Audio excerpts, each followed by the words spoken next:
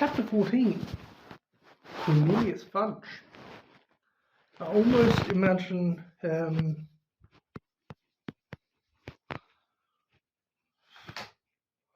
always wonder what this book would be really like if it was Cornelius Fudge in the Chamber of Secrets. Cornelius Fudge, Harry, Ron and Hermione had always known that Hagrid had an unfortunate liking for large and monstrous creatures. During their first year at Hogwarts, he tried to raise a dragon in his little wooden house, and it would be a long time before they forgot about the giant three-headed dog he'd christened Fluffy. And if, as a boy, Hagrid heard that a monster was hidden somewhere in the castle, Harry was sure he'd have gone to any lengths for a glimpse of it.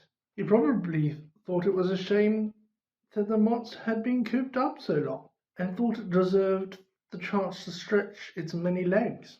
Harry could just imagine the 13-year-old Hagrid trying to fit a lead and collar on it, but he was equally certain that Hagrid would never have meant to kill anybody. Harry half-wished he hadn't found out how to work Riddle's diary. Again and again, Ron and Hermione made him recount what he'd seen, until he was heartily sick of telling them, and sick of the long, circular conversations that followed. Riddle might have got the wrong person, said Hermione. Maybe it was some other monster that was attacking people. How many monsters do you think this place can hold? Ron asked dully. We always knew Hagrid had been expelled, said Harry miserably, and the attacks must have stopped after Hagrid was kicked out. Otherwise, Riddle wouldn't have got his award. Ron tried a different tack. Riddle does sound like Percy. Who asked him to grass on Hagrid anyway? The monster had killed someone, Ron, said Hermione, and Riddle was going back to some Muggle orphanage if they closed Hogwarts, said Harry.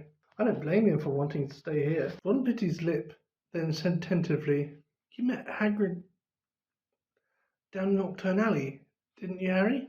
He was buying flesh-eating slug repellent, said Harry quickly, and the three of them fell silent. After a long pause, Hermione voiced the knottiest question of all in a hesitant voice. Do you think we should go and ask Hagrid about it? That'll be a cheerful visit, said Ron. Hello, Hagrid. Tell us, have you been setting anything mad and hairy loose in the castle lately? In the end, they decided they wouldn't say anything to Hagrid unless there was another attack. And as more and more days went by with no whisper from the disembodied voice, they became hopeful that they would never need to talk to him about why he had been expelled. It was now nearly 4 months since Justin and nearly headless Nick had been petrified, and nearly everybody seemed to think that the attacker, whoever it was, had retired for good. Peeves had finally gotten bored of his O Potter Eurota song. Only Macmillan asked Harry quite politely to pass a bucket of leaping toadstools in herbology one day, and in March, several of the mandrakes threw a loud, precocious party in Greenhouse 3. This made Professor Sprout very happy. The moment they start trying to move into each other's pots, we'll know they're fully mature, she told Harry. Then we'll be able to revive those poor people in the hospital wing. The second years were given something new to think about during their Easter holidays. The time had come to choose their subjects for the third year, a matter that Hermione, at least, took very seriously. It could affect our whole future, she told Harry and Ron, as they pored over lists of new subjects, marking them with ticks. I just want to give up potions, said Harry. We can't, said Ron gloomily. We keep all our old subjects, or I'd have ditched Defense Against the Dark Arts. That's very important, said Hermione, shocked. Not the way Lockhart teaches it, said Ron. I haven't learned anything from him except not to set pixies loose. Neville Longbottom had been sent letters from all the witches and wizards in his family, all giving him different advice on what to choose. Confused and worried, he sat reading the subject list with his tongue poking out, asking people whether they thought acromancy sounded more difficult than the study of ancient runes. Dean Thomas, who, like Harry, had grown up with muggles, ended up closing his eyes and jabbing his wand at the list and then picking subjects it landed on. Hermione took nobody's advice, but signed up for everything. Harry smiled grimly to himself at the thought of what Uncle Vernon and Aunt Petunia would say if he tried to discuss his career in wizardry with them. Not that he didn't get any guidance. Percy Weasley was eager to share his experience.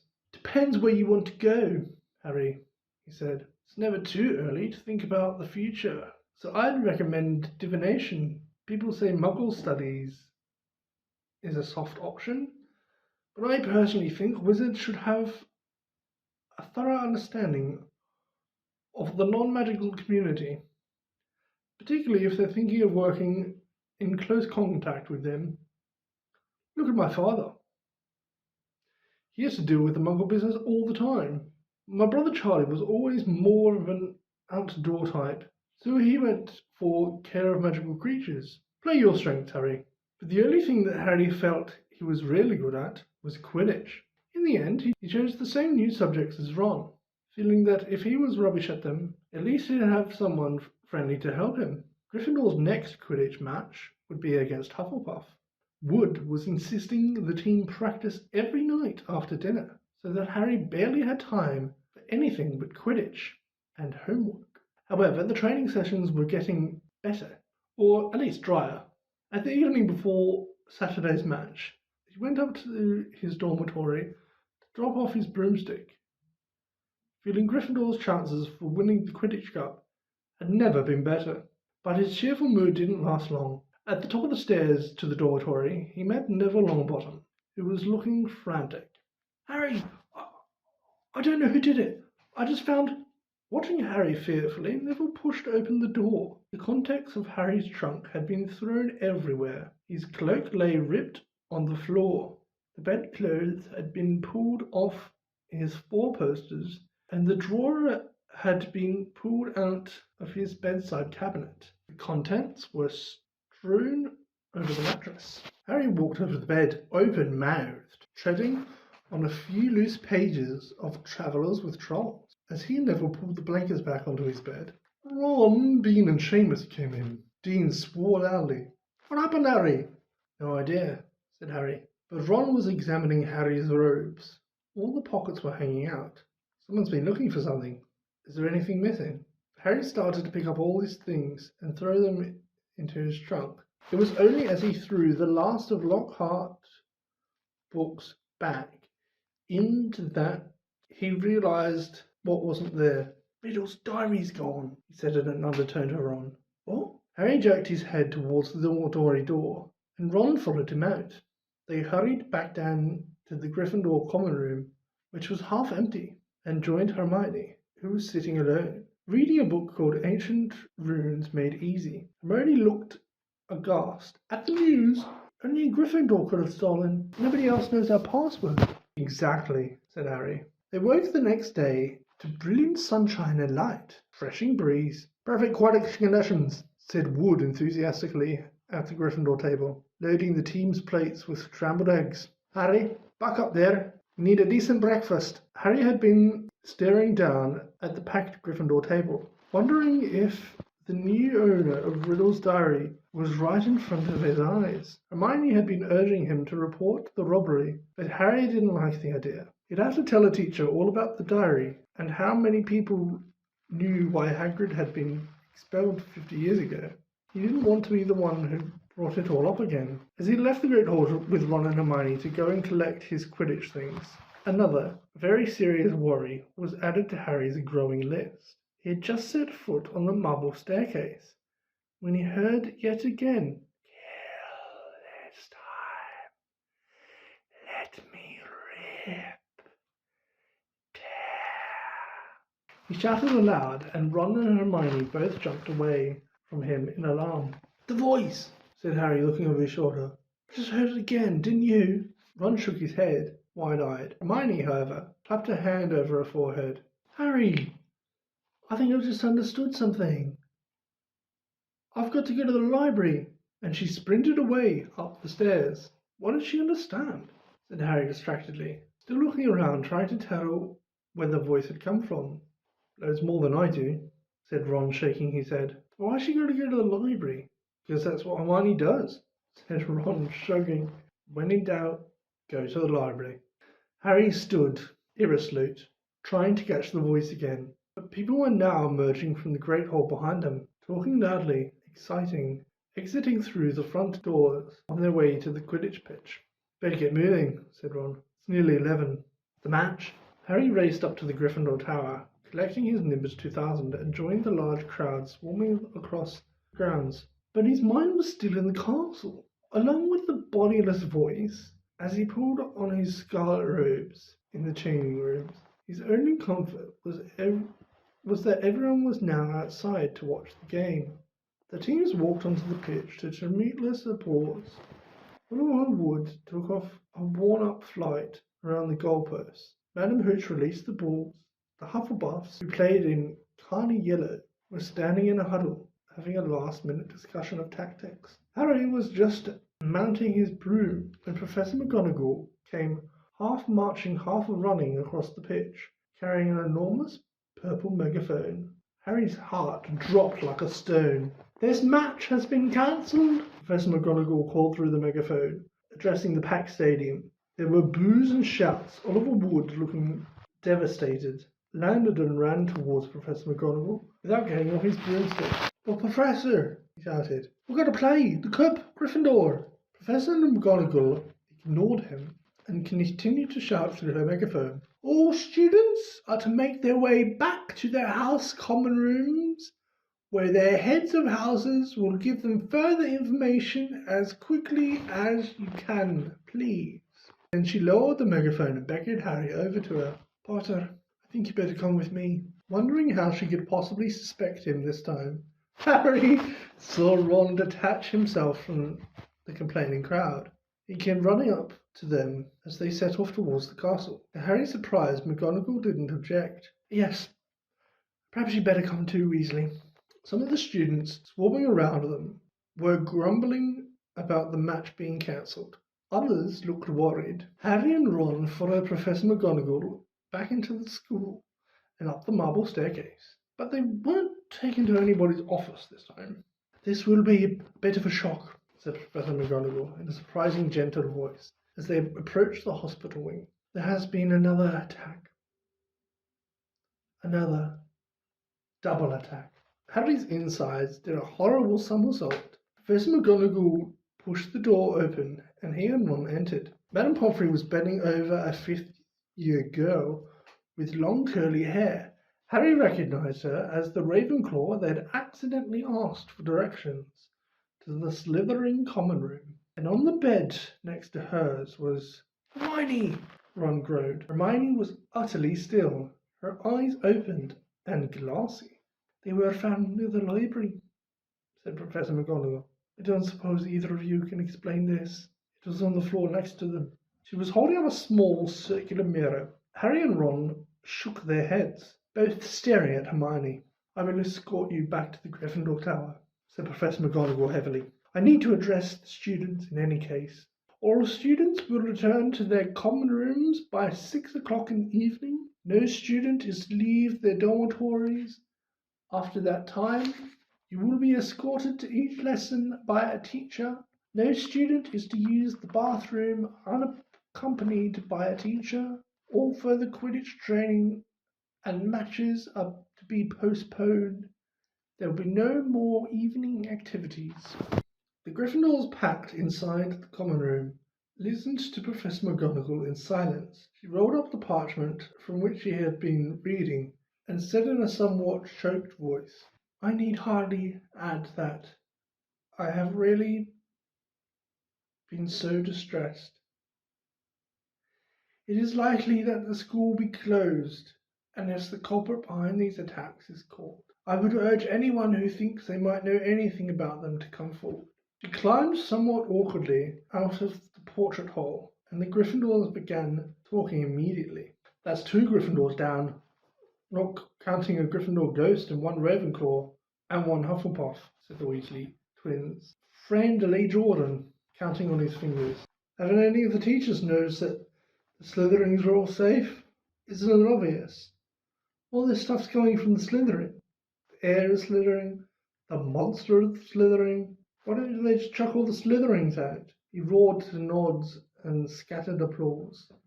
Percy Weasley was sitting in a chair behind Lee, but for once he didn't seem too keen to make his views heard. He was looking pale and stunned. Percy's in shock, George told Harry quietly. That Ravenclaw girl, Penelope Clearwater, she's a prefect. I don't think he thought the monster would dare attack a prefect. But Harry was only half listening. He didn't seem to be able to get rid of the picture of Hermione, lying on a hospital bed as though carved out of stone. And if the culprit wasn't caught soon, he was looking at a lifetime back at the Dursleys. Tom Riddle had turned Hagrid in because he was faced with the prospect of a Muggle orphanage. The school closed. Harry now knew exactly how he felt. What are we going to do? Said Ron quietly in Harry's ear. Do you think they suspect Hagrid? We've got to go and talk to him, said Harry, making up his mind. I can't believe it's him this time, but if he set the monster loose last time, he'll know how to get in the Chamber of Secrets. And McGonagall said we've got to stay in our tower unless we're in class. I think, said Harry more quietly and still. Time to get my dad's old cloak out again. Harry had inherited just one thing from his father, a long silver invisibility cloak. It was their only chance of sneaking out of the school to visit Hagrid without anyone knowing about it. They went to bed at the usual time, waited until Neville, Dean and Seamus had stopped discussing the Chamber of Secrets and finally fallen asleep, then got up, dressed again, and threw the cloak over themselves. The journey through the dark, deserted castle corridors wasn't enjoyable. Harry, who wandered the castle at night several times before, had never seen it so crowded after sunset. Teachers, prefects, and ghosts were marching the corridors in pairs, staring around for any unusual activity. Their invisibility cloak didn't stop them making any noise, and there was a particularly tense moment when Ron stubbed his toe only meters from the spot where Snape stood standing guard. Thankfully, Snape sneezed at almost the exact moment Ron swore. It was with this relief that they reached the oak front doors and eased them open. It was a clear, starry night. They hurried towards the lit windows of Hagrid's house and pulled off the cloak only when they were right outside his front door. Seconds after they had knocked, Hagrid flung it open. They found themselves face to face with him aiming a crossbow at them, Fang, the broadhound, barking loudly behind him. "Oh!" he said, lowering his weapon, staring at them. "What are you doing here? What's that for?" said Hagrid, pointing at the crossbow as they stepped inside. Nothing, said Hagrid muttered. "I've been expecting... it doesn't matter. Sit down, I'll make tea." He hardly seemed to know what he was doing. He nearly extinguished the fire, spilling the water from the kettle on it, and then smashed the teapot with a nervous jerk of his massive hand. "Are you okay, Hagrid? Did you hear about Hermione?" I heard all right," said Hagrid, a slight break in his voice. He kept glancing nervously at the windows. He poured them both large mugs of boiling water and was just putting a slab of fruitcake on a plate when there was a loud knock at the door.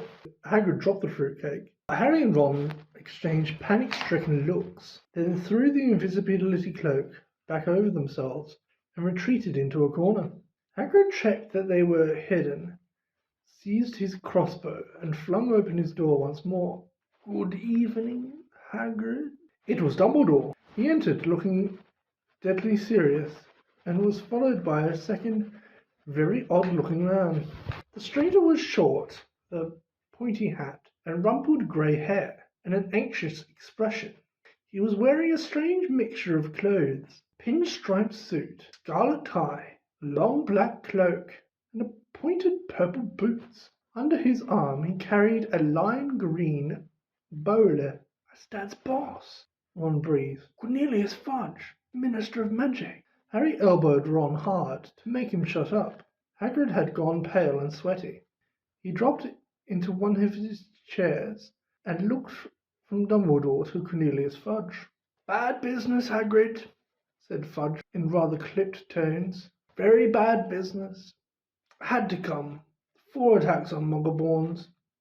Things have gone far enough. Ministry's got to act. I never, said Hagrid, looking imploringly at Dumbledore. You know I never. Professor, sir. I want it understood, Cornelius, that Hagrid has my full confidence, said Dumbledore, frowning at Fudge. Lord Albus, said Fudge uncomfortably. Hagrid's record's against him. Ministry's got to do something. School governors have been in touch. Yet again, Cornelius, I tell you, taking Hagrid away will not help in the slightest, said Dumbledore. His blue eyes were full of a fire Harry had never seen before. Look at it from my point of view, said Fudge, fidgeting with his bowler. I'm under a lot of pressure. Got to be seen doing something. If it turns out it wasn't Hagrid, he'll be back and no more said. But I've got to take him. Got to. Wouldn't be doing my duty. Take me, said Hagrid, who was trembling. Take me where? For a short stretch only, said Fudge, not meeting Hagrid's eyes. Not a punishment, Hagrid, more a precaution. If someone else is caught, you'll be let out with a full apology. Not Azkaban, croaked Hagrid. Before Fudge could answer, there was another loud rap on the door. Dumbledore answered it. It was Harry's turn for an elbow in the ribs. He'd let out an audible gasp. Mr. Lucius Malfoy strode into Hagrid's hut, swathed in a long black travelling cloak, smiling, a cold, satisfied smile. Fang started to growl. Already here, Fudge, he said approvingly. Good, good. What are you doing here? Said Hagrid furiously. Get out of my house! My dear man, please believe I have no pleasure at all in being inside your, do you call this a house? Said Lucius Malfoy, sneering as he looked around the small cabin. I simply called at the school and was told that the headmaster was here. And what exactly do you want with me, Lucius? Said Dumbledore. He spoke politely, but the fire was still blazing in his blue eyes. Dreadful thing, Dumbledore, said Malfoy lazily, taking out a long roll of parchment. But the governors and I feel it's time for you to step aside. This is an order of suspension. You'll find all 12 signatures on it. I'm afraid we feel you're losing your touch. How many attacks have there been now? 2 more this afternoon, wasn't it? At this rate, there will be no Muggleborns left at Hogwarts. And we all know what an awful loss that would be to the school. Now, see here, Lucius, said Fudge, looking alarmed. Dumbledore suspended? No. Last thing we want just now. The appointment or the suspension of the headmaster is a matter of governors, Fudge, said Malfoy smoothly. And as Dumbledore has failed to stop these attacks... Now look, Lucius, if Dumbledore can't stop them, said Fudge, his upper lip was sweating, I mean to say, who can? That remains to be seen, said Mr. Malfoy with a nasty smile. But as 12 of us had voted... Hagrid leapt to his feet, his shaking black head grazing the ceiling. How many do you have to threaten and blackmail before they agree, Malfoy, eh? He roared. Dear, dear. You know, that temple of yours will lead you into trouble one of these days, Hagrid, said Mr. Malfoy. I would advise you not to shout at the Azkaban guards like that. They wouldn't like it at all. You can't take Dumbledore, yelled Hagrid, making Fang, the boarhound, Cora, and whimper in his basket. Take him away and the Muggleborns won't stand a chance. There'll be killings next. Calm yourself, Hagrid, said Dumbledore. He looked sharply at Lucius Malfoy. If the governors want my removal, Lucius, I shall, of course, step aside. But, shouted Fudge. No! Cried Hagrid. Dumbledore had not taken his bright blue eyes off Lucius Malfoy's cold grey ones. However, said Dumbledore, speaking very slowly and clearly so that none of them could miss a word, you will find that I will only truly have left this school when no one here are loyal to me. You will also find that help will always be given at Hogwarts to those who ask for it. For a second, Harry almost thought Dumbledore's eyes flickered towards the corner when he and Ron stood hidden. Admirable sentiments, said Malfoy, bowing. We shall all miss your highly individual way of running things, Albus, and only hope that your successor will manage to prevent any killings. He strode to the cabin door, opened it, and bowed Dumbledore out.